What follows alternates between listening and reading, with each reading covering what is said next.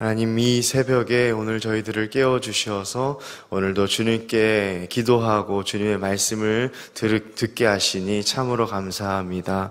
하나님, 오늘 찬양한 것처럼 속죄받은 성도들이 이곳에 모여서 주님의 이름을 찬양하고 경배하오니 하나님, 먼저 우리가 드리는 모든 영광 홀로 받아 주옵소서.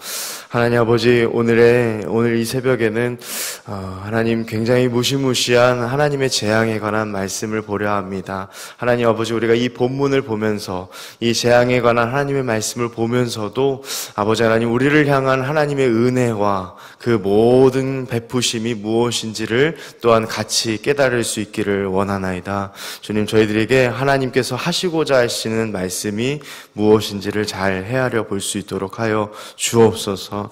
하나님 아버지, 오늘도 귀한 감사로 아버지 하나님께 이 소정의 일부를 주님 앞에 올려드리는 가정이 있습니다.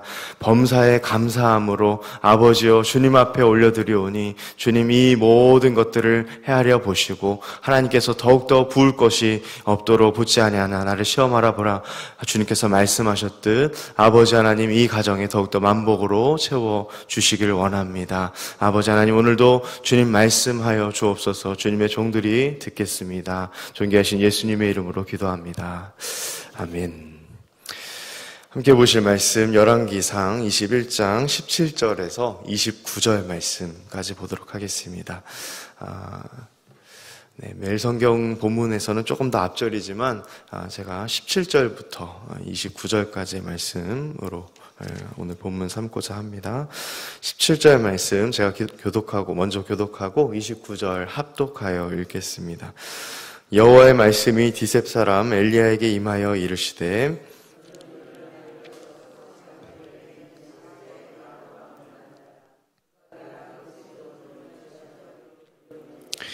너는 그에게 말하여 이르기를 여호와의 말씀이 내가 죽이고 또 빼앗았느냐고 하셨다 하고 또 그에게 이르기를 여호와의 말씀이 개들이 나봇의 피를 핥은 곳에서 개들이 내 피 곧 내 몸의 피도 핥으리라 하였다 하라.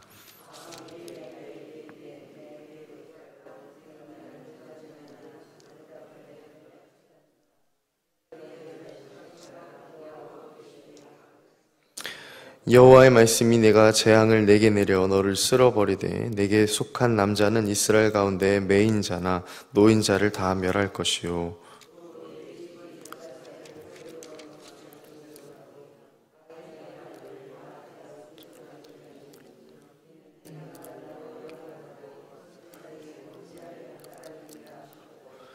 이세벨에게 대하여도 여호와께서 말씀하여 이르시되 개들이 이스라엘 성읍 곁에서 이세벨을 먹을지라.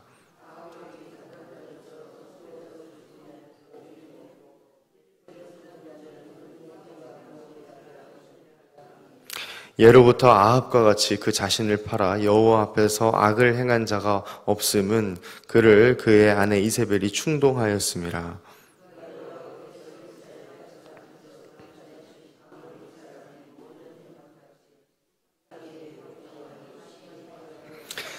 아합이 이 모든 말씀을 들을 때에 그의 옷을 찢고 굵은 배로 몸을 동이고 금식하고 굵은 배에 누우며 또 풀이 죽어 다니더라. 함께 읽습니다.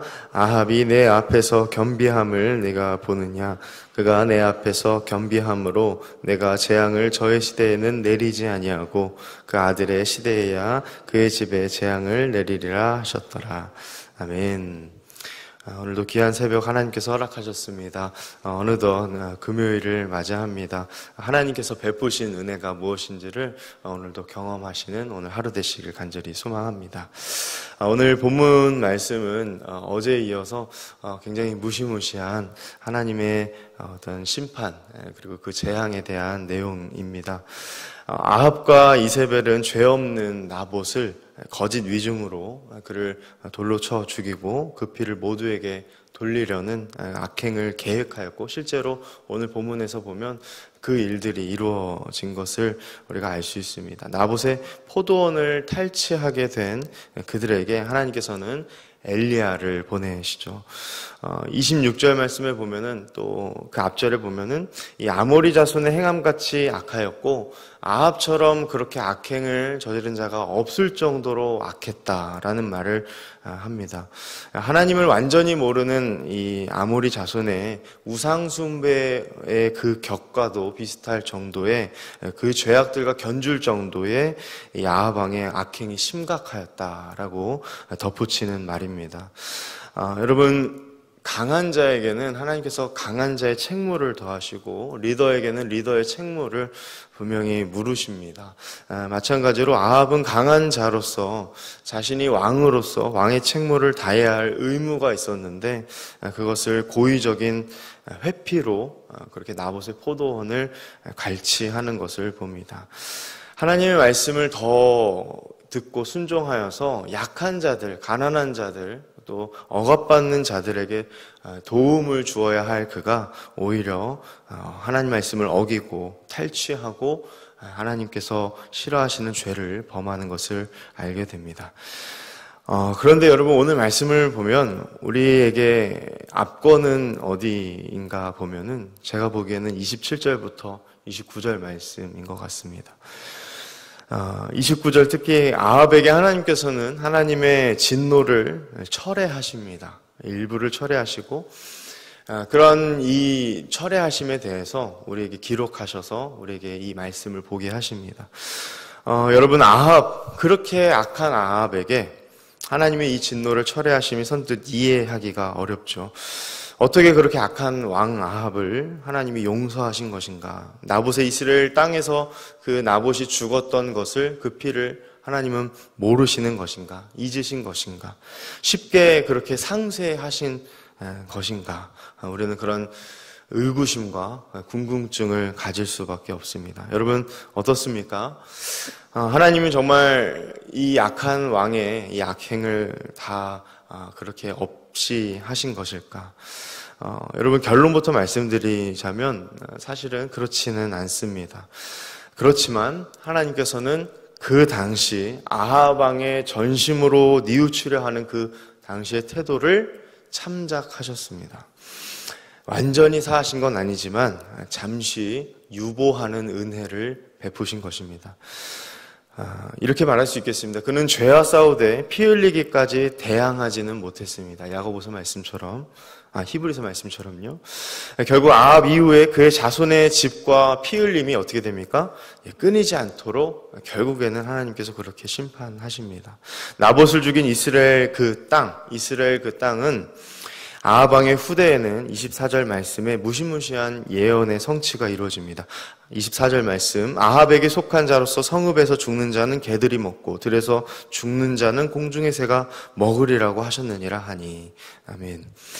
여러분, 이 말씀이 후에 어떻게 성취됩니까? 예후 왕이 이세벨을 먼저 죽입니다. 그가 죽음으로써 이 나봇의 이스라엘 땅에서의 심판의 첫 대상이 됩니다. 23절 말씀의 성취입니다. 또 여러분, 열왕기하 9장 말씀을 보면 아합의 아들 요람의 시신이 던져진 곳이 어디입니까? 이스라엘입니다. 나봇의 포도원이 있는 곳이죠. 게다가 아합의 아들 70명의 죽은 머리, 그 머리를 둔 곳도 어디 땅이라고 나오냐면 이스라엘 땅이라고 나옵니다. 여러분, 어떻습니까? 이스라엘 땅은 결국 하나님께서 실제로 그 심판하신 그 장소, 대상이 됩니다. 피비린내가 멈추지 않는 이 아합 일가를 심판하는 그러한 땅이 됩니다. 여러분, 하나님은요, 여러분 잊지 않으십니다. 본문 21절 말씀처럼 내가 재앙을 내려 너를 쓸어버리겠다. 여러분, 이 쓸어버리겠다라는 것은 완전히 태워서 소멸시키겠다, 진멸시키겠다라는 의미입니다. 여러분, 하나님은 분명히 그 행한 것을 달아보시는 심판주이십니다. 우리가 법정적인 용어 중에 유죄를 내릴 때 핵심적인 증거를 가리켜 스모킹 건이라고 표현한다고 한다고 합니다. 이게 무슨 말이냐면 누가 총을 쏘아서 누구를 죽였을 때 그 죽이고 사용한 그 총에 남아있는 연기를 가리키는 말입니다. 그 연기가 이 범죄를 저질렀음을 가리키는 핵심적인 증거가 되기 때문에 그것을 빗댄 용어라고 합니다. 여러분, 아합은 완전 범죄를 어떻게 보면 이렇게 꾸몄을지 모르겠습니다. 덮어질 줄 알았을지 모르겠습니다. 그렇지만 나봇의 포도원 사건, 이 사건은 그에게 스모킹 건과도 같았습니다. 성경이 왜 그가 악한 왕인지를 결정적으로 보여주는 사건이 됩니다. 사랑하는 여러분, 오늘 우리가 질문해야 할 것은 아합이 어떻게 국률하심을 입었는지를 우리가 우리의 지혜로 판단하는 것이 아닙니다. 우리는 그 판단의 무게를 감당할 수 있는 하나님이 아닙니다. 이 새벽에 하나님의 심판과 은혜라는 이 주제를 오히려 우리는 묵상하며 하나님이 왜 우리에게 이 말씀을 허락하셨는가를 우리는 수납해야 합니다. 여러분, 두 가지만 기도의 제목 삼고자 합니다. 첫 번째는 우리가 구원받음은 도무지 이해할 수 없는 은혜의 사건입니다. 여러분 믿으십니까? 여러분, 우리의 구원받음을 한번 생각해 봅시다. 요한일서 3장 1절에 보라, 아버지께서 어떠한 사랑을 우리에게 베푸사 하나님의 자녀라 일컬음을 받게 하셨는가, 우리가 그러하도다라고 말씀합니다. 여러분, 우리는 이 최악의 사건을 바라보면서 하나님께서 어떻게 우리같이 악한 정말 심판받아야 마땅할 우리가 피값으로, 그 피값으로 대신해야 할 우리를 하나님께서 예수 그리스도를 보내심으로 그 은혜 가운데 그 죄를 사하게 하셨는가? 우리는 우리의 심판을 면하게 하신 하나님의 은혜를 떠올리셔야 합니다. 여러분, 구원을 받았다라는 말씀은 요한복음 3장 18절 말씀처럼 우리의 심판을 면하도록 하는 일입니다. 우리의 구원이 그렇습니다. 사실 이것이야말로 여러분, 오늘 아합에게 긍휼을 베푸신 그 이유보다도 사실은 더 이해할 수 없는 일입니다. 보라, 하나님 아버지께서 우리에게 어떠한 사랑을 베푸셨는가? 그래서 죄의 자녀가 아니고 우리를 하나님의 자녀라 일컬음을 받게 하셨는가? 여러분, 이해할 수 없는 그 하나님을 오늘 더욱더 사랑하시고 더욱더 하나님을 임재를 경험한 오늘 이 새벽 되시길 간절히 바랍니다. 우리가 오늘 이 새벽에 두 번째로 이 기도의 제목 삼기를 원하는 것은 이것입니다. 예수를 믿고 나서도 우리는 늘 하나님과 그리스도의 심판대 앞에 설 것임을 염두해야 합니다. 여러분, 이 그리스도의 심판대, 하나님의 심판대 앞에 선다는 것은 매일매일 그래야 합니다. 매일매일 묵상해야 하는 주제입니다. 로마서 14장 10절 말씀에 보면 하나님의 심판대에 우리가 서리라 라고 바울이 말합니다. 신자는 예수를 믿고 나서 더욱더 지속적인 성령의 열매를 맺기 위한 노력과 추구가 필요합니다. 우리는 그저 방탕하게 살아도 되는 것이 아닙니다. 천국행 티켓을 확보함으로 그렇게 끝나는 것이 아닙니다. 고린도후서 5장 10절 말씀에 보면 우리가 반드시 다 그리스도의 심판대 앞에 서리라. 선악간에 그 몸으로 행한 것을 우리가 따라 받으려 함이라 라고 말합니다. 여러분, 선을 행한 것도 우리 몸으로 받는다. 악을 행한 것도 우리 몸으로 받는다라고 말합니다. 여러분, 분명 하나님 기억하시고 여러분들이 행하신 선도 악도 우리의 몸으로 받게 하실 것입니다. 이것이 하나님 말씀하신 말씀입니다. 그렇기 때문에 여러분, 우리는 한편으로 그리스도께서 자유케 하심을 경험해야 합니다. 인간인 우리가 모든 것 판단하지 않아도 된다. 우리가 판단할 일이 아니다. 하나님께 모든 것 맡기시며 여러분들 내면에 하나님께서 자유케 하심을 경험할 수 있기를 간절히 소망합니다. 여러분, 우리 인생을 펼쳐 보이시며 하나님께서 각각 그 선악간에 행한 모든 것을 그 몸으로 받게 하실 것입니다. 여러분, 오늘 특별히 고린도후서 5장 10절 말씀을 기억하시며 여러분들, 그렇구나, 하나님 심판주 되시구나, 하나님이 은혜도 내리시고 은총도 입게 하시고 악행도 하나님은 심판하시는구나.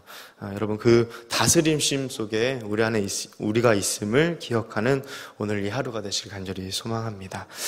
우리 함께 말씀을 기억하며 기도하겠습니다. 우리 진행 중인 제자훈련 또 우리 기도의 주일 예배를 위해서 새 가족들 정착 잘할 수 있도록 연로한 성도님들 건강을 위해서 또 전쟁 중인 지역들이 있습니다. 그 땅에 하나님의 은혜를 입도록 여러분 간절히 기도해 주시고요. 두 가정 위해서 김기수 권사님 가정 하나님 함께 하시는 가정 건강과 화평 원표 앞길인도 거듭난 삶 주옵소서. 우리 이원표 지사님 성령 충만하도록 선한 청지기의 삶 잘 감당하도록 건강 위하여 우리 두 가정을 위해서 오늘 또 특별히 기도하시겠습니다. 우리 함께 주님의 이름 한번 부르짖고 기도합니다. 주여